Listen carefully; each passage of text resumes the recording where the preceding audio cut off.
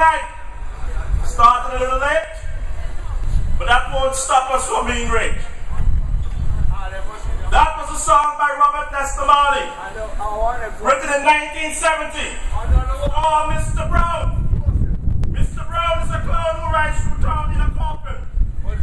Where he be bound? In the coffin where there is 3 crows on top and 2 is laughing. Oh, what a confusion. What a moderation. Where is Mr. Brown? I want to know.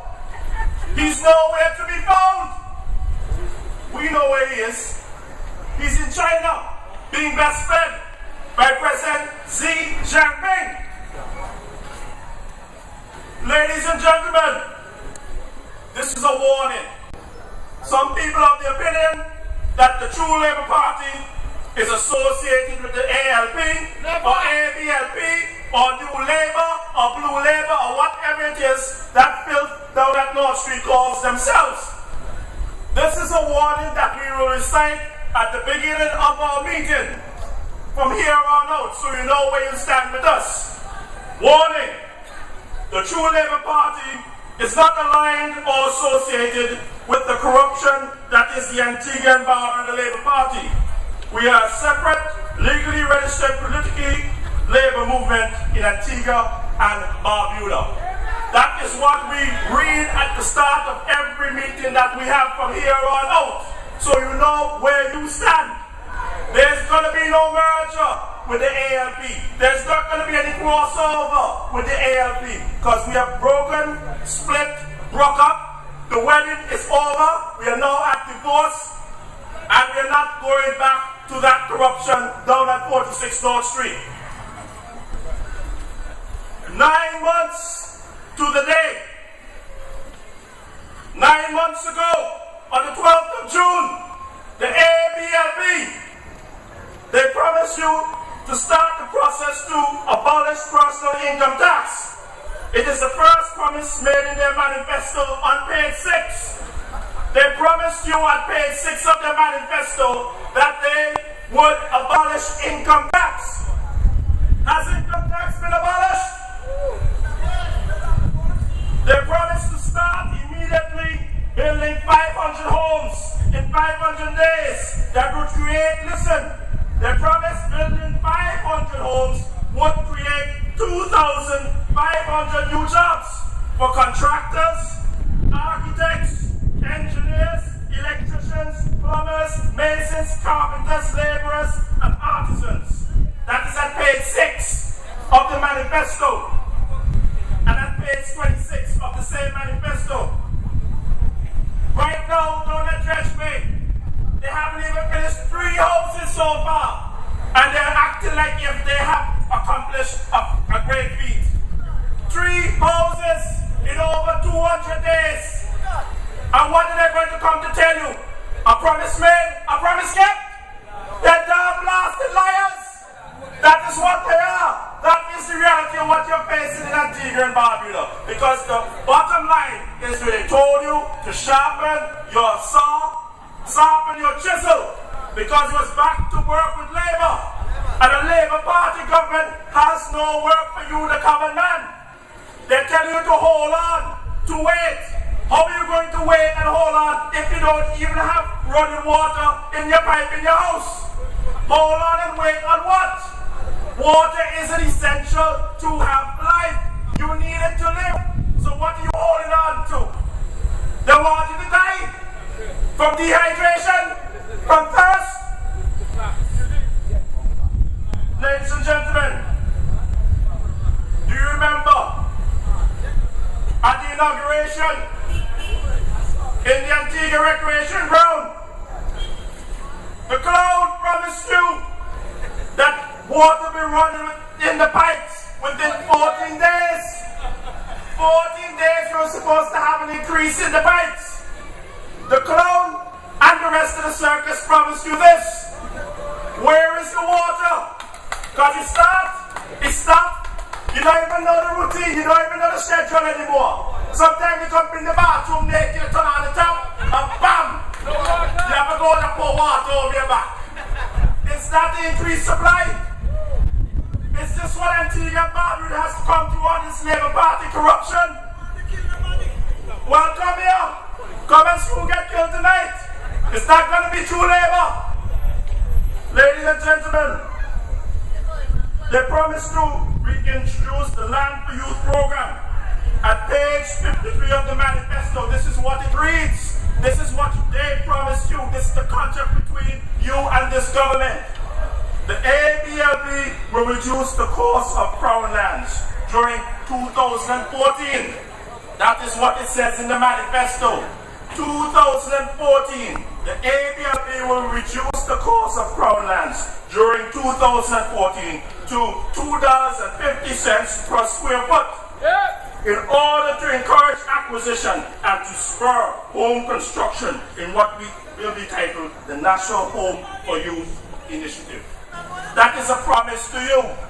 There has been no reduction in any land for any young people in Antigua and Barbuda. The first casualty of this corrupt government are the poor people. The first casualty is the poor people. Because this is a Labour Party government who says they're looking about the labourers. But tell me, have you gotten a break? Have you gotten a break from this government? They have told you to sharpen your chisel and saw that you will be going back to work with Labour.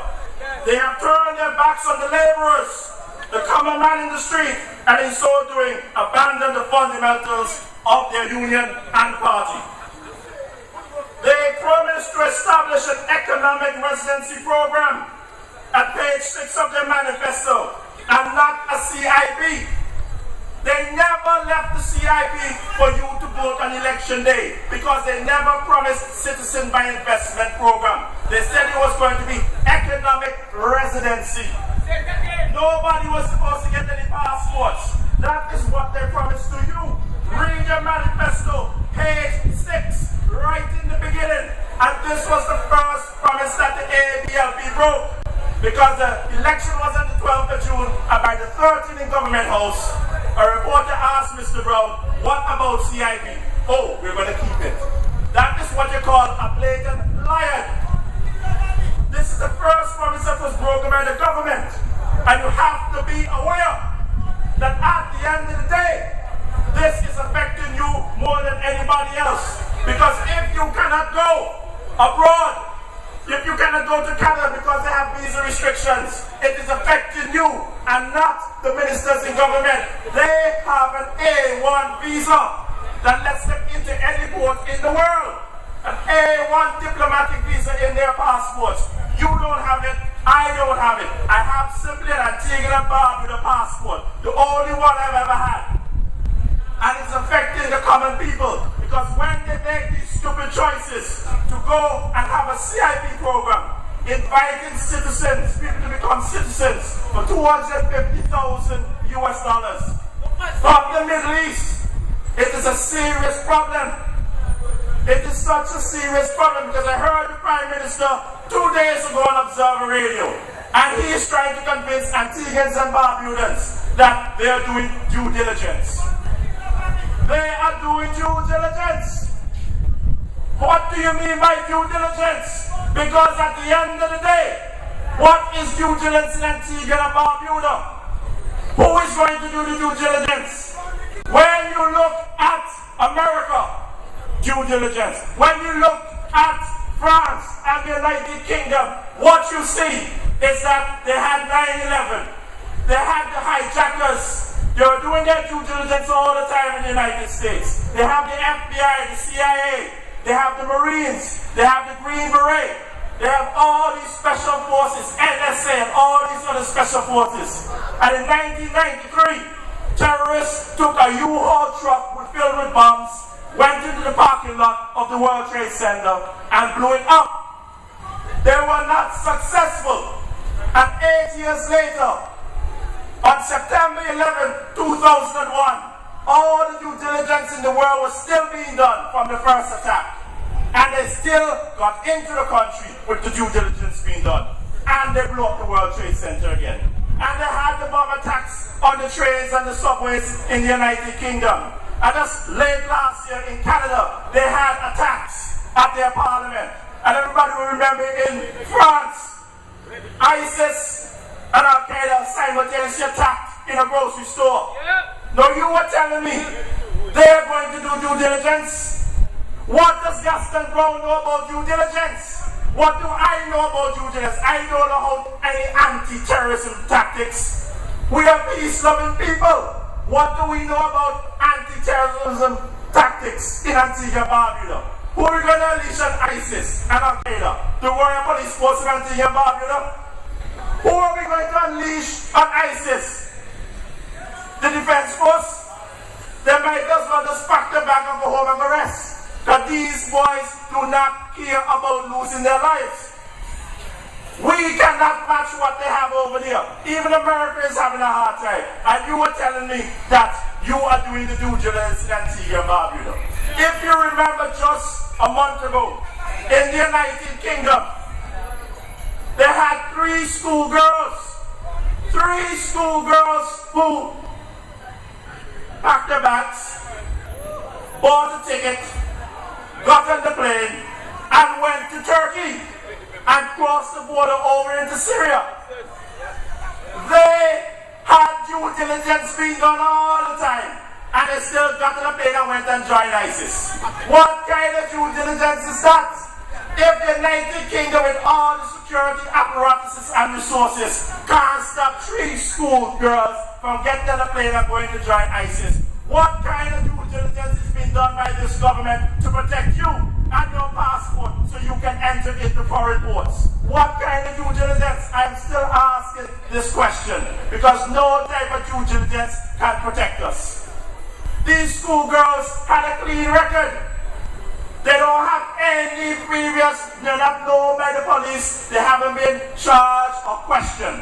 What happened though? Let me tell you what happened. Just last week, the Metropolitan Police in England had to apologize to the girl's family. You know why? Let me show you what good due diligence is. The Metropolitan Police of the United Kingdom, in their brilliance, were doing due diligence on these 3 young girls. And they realized that they were talking to recruiters for ISIS. And you know what they did? Instead of making contact, calling their parents, going to see their parents, you know what the Metropolitan Police went and did? They wrote them a letter and gave the schoolgirls the letter to carry to their mommy and daddy. They didn't just let them reach their mother and father. No. So the Metropolitan Police, the highly skilled, highly trained, with all the resources in the world, that is an example that they did not know what to do. They dropped the ball. So what is Gaston Clown and the rest of the cabinet of Antigua and Barbuda going to do when ISIS sends innocent people without any previous records to get a passport? Because like the schoolgirls, these people were influenced after. God forbid the day comes when an innocent person gets a CIP passport and they're influenced after they get that passport to join Al-Qaeda or ISIS and to unleash hell on Antigua and the American allies and Canadians and UK in Antigua. That is the end of our passport. You will not be able to even travel to Redonda on that passport. So I am warning you, watch out for these people. It was never promised in the manifesto. Economic residence was the only thing they said. You put in money to Antigua and you have the right to go and come as you please. That was what they promised. You see what has happened? It is hubris with this government. They want by an overwhelming margin. So in their minds, they feel that they can't do any wrong. Anything they do is right. And if you look, if you remember 10 years ago, the UPP when they came into office, it was the same mentality. That is why that hubris caused us to have that monstrosity on the park, on the cricket field at car park. Because they don't listen to everybody. They have all the answers in the world. What I am saying to you is to protest, to voice your displeasure with them playing Russian roulette with our passport.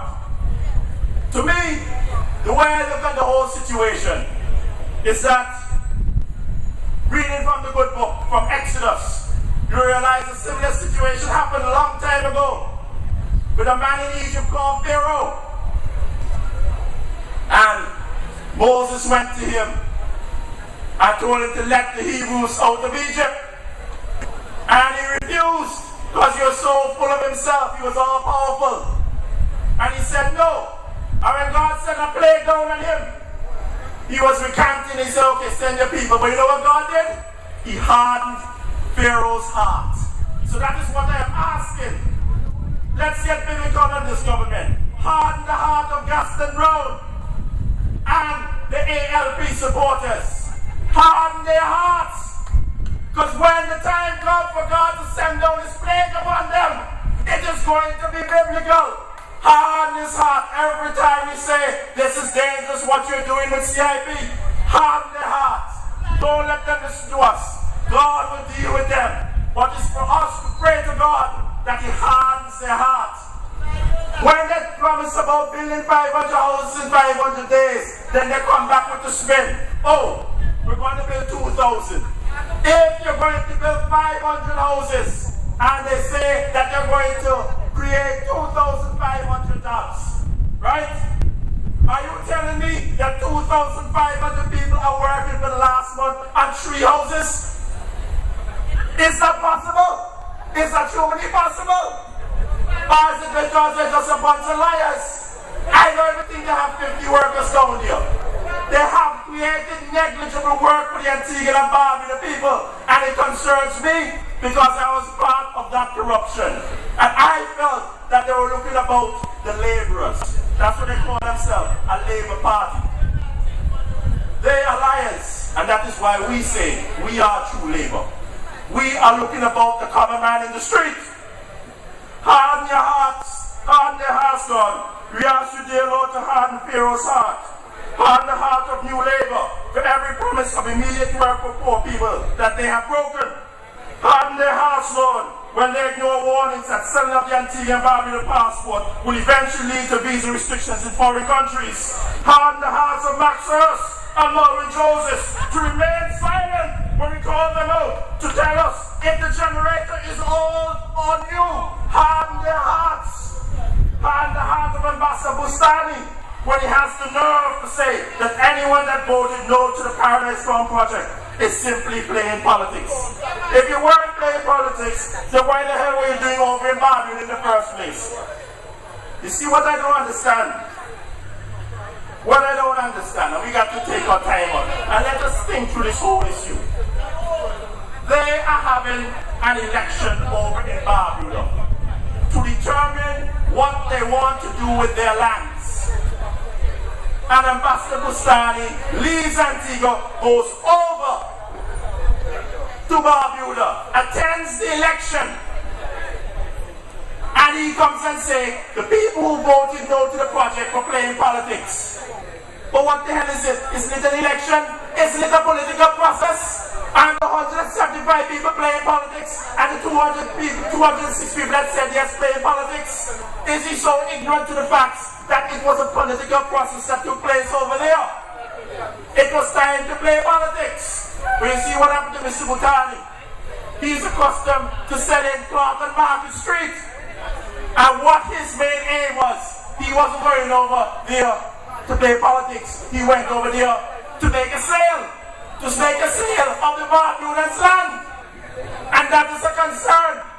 Because you see, we are black people, a majority in Antigua and Barbuda. Our ancestors came here as slaves, and our ancestors suffered in the fields and were brutalized. And some of us died, some of us revolted, some of us lost our minds, some of us committed suicide, and we're still here. That is why we are so close to this land. We call it ours because our ancestors perished. And the few that survived, we are the progeny of those. Mr. Bustani, the Arabs that came here, they didn't come from slavery. They don't have that connection with the soil. What they do have, they came here to make a sale. And that is what he went over to Barbuda to do, to cash in. We are saying that if you're going to sell land, that is the determination of the Barbudan people. But you cannot go over there and tell them that they are playing politics with their land. It is their land to determine what they want to do with it.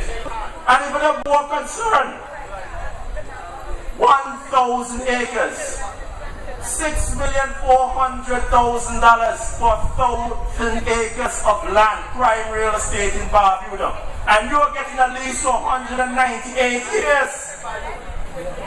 Anybody could pay $6 million in 200 years. If you put in your money bit by bit in 200 years, we could get to that $6 million. That was a land steal. That was giving land away. And that is a problem in Antigua and Barbuda, because we make it known to the Antiguans during the last election that it is all about selling the last remaining beachfront properties in Antigua and Barbuda. That is the aim. Let me tell you what it is all about. It is all about selling the lands. It was in it's called Proposed Projects for Citizenship by Investment. These are the last remaining lands that they intend to sell with this government. Harbour Island, Jolly Beach, Pelican Island, Crump Island, Crump Peninsula, Water Island, Carlisle Bay, Morris Bay. They already got that one already, ladies and gentlemen. South Point, Galley Bay Heights, Jolly Harbour, Hales Point, Galleon Beach, Rendezvous Bay, Windward Bay, St. James, Willoughby Bay, Half Moon Bay, Emerald Cove, Nonsuch Bay, Jumbly Bay, Weather Hills, Hodges Bay Club, Waterfront Properties, Antigua Village, Azura Bay, Cameron Hills, Sugar Ridge, Hall Pike, Mill Reef Club, Orange Valley, Blue Waters, Valley Church Development, Price Estate Development. We have made it clear in our meetings. This is a list that they have proposed projects for citizens by investment. Projects is that projects, you know, when I talk about the projects, that they're going to put on some sort of factory or some sort of aquaculture on these beachfront properties. It's about selling them to the highest bidder so the politicians can get rich. The last remaining beachfront properties. And what is more disturbing, because Lester Bird knows this, Maureen Joseph knows this, Max Hurst knows this, Cutie Benjamin knows this, that 8 beaches were put aside for the Antiguans. They were supposed to be part of the National Parks program. The process never went through. But let me tell you what the beaches are. These are beaches that Papa Bird put aside for the Antigua and Barbuda people. Fort James, Half Moon Bay, Morris Bay, the same one they're selling to the sheep. Long Bay, Pigeon Point, Fry's Bay, Darkwood, and Jabberwock.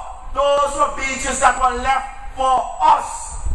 Of the 365 beaches, Antiguan man can't even have 8 beaches free without any sort of restrictions. Now they tell you what Morris Bay, they're going to bring a nice spa and how much nice it's going to be for you. We are going to be like Rosa Parks behind the bus, looking at the beach. I'm telling you that Antigua is under threat. And it's not an external threat, it's a threat by politicians who are not looking about your interests and not looking about the welfare of this country. 8 beaches out of over 300, and they are encroaching on these few remaining beaches that are ours.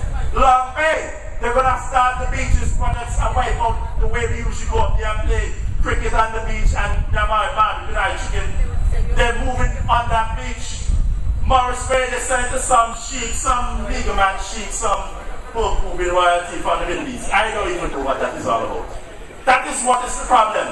How come they never mention any of that? This same Labour Party was saying, oh, Papa Bird protected us and we're going to make this part of the national park. I was there when Maureen Joseph and Max Hurst, Jimmy Fuller, and who else? One of Wiggly Jaws, we picketed up at Long Beach. January 2030, we were picketing. And what you hear now, the beaches project is going ahead. But you know what? Some of them should know better. Because Lester Bird was in a government with Papa Bird. Robin Yearwood was in a government with Papa Bird. Maureen Joseph was in a government with Papa Bird. And Cutie Benjamin. When are these men going to stand up and stand up for what is right.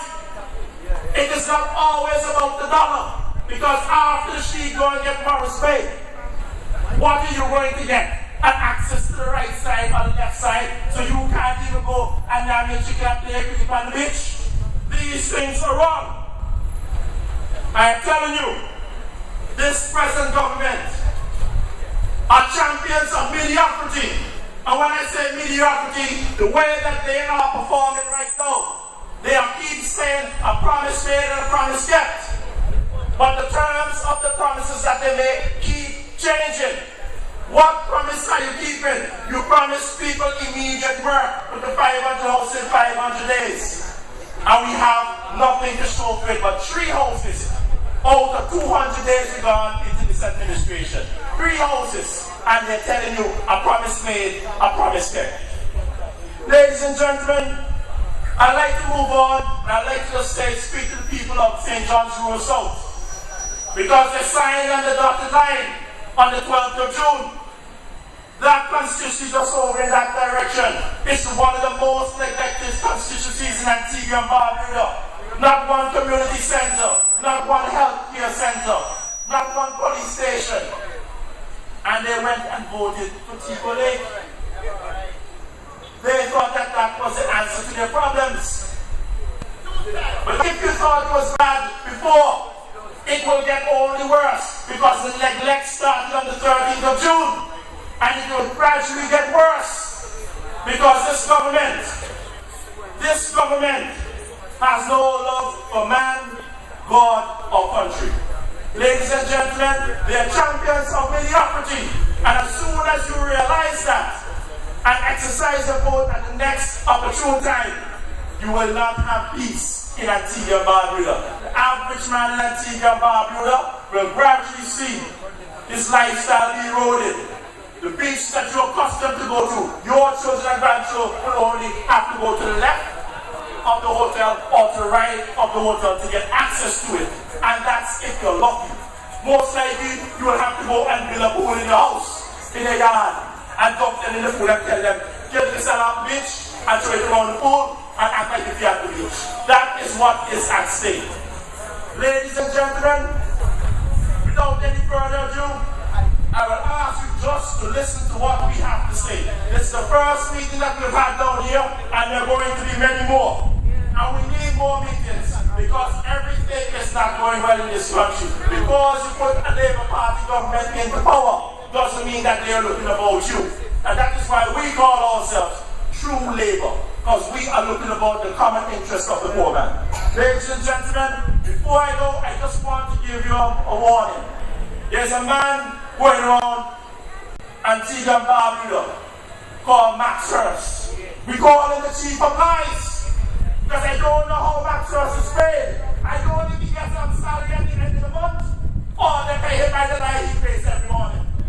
I feel that Max Hurst wakes up in the morning and creates about 50 lies and writes them down in the pad before he eats his breakfast, because he gets paid by the lie.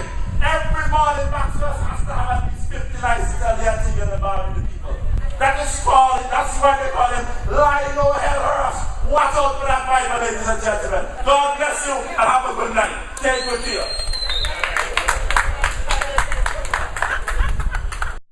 You're not alone.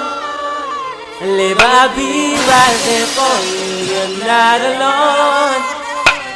Labour, I'll be right there for you.